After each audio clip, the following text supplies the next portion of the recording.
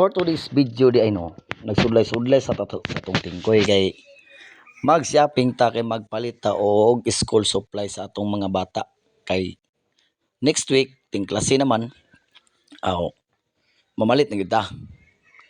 Ug di ang dapita baklay-baklay sa ta kay maghitir sa ta sa atong Hilux kay mo biyahin na ta og magampo ta sa atong pagbiyahe para nga safety ta ug atangi ang sumpay ni ining adlaw nga mga panghitabo namo. Para updated ka sa akong video, follow, like, share, comment.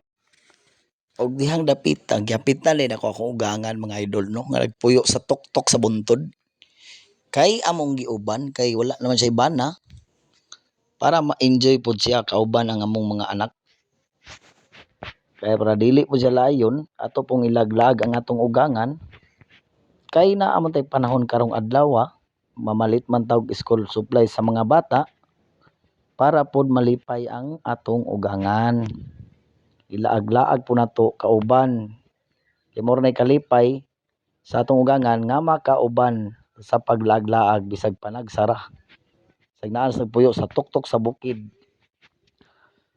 So daghang salamat ug maayong adlaw ninyong tanan sa inyong paglantaw sa among video. Kay mo biyahe nami kay layo gyud kayo ang among adtuan sa pagpamalit.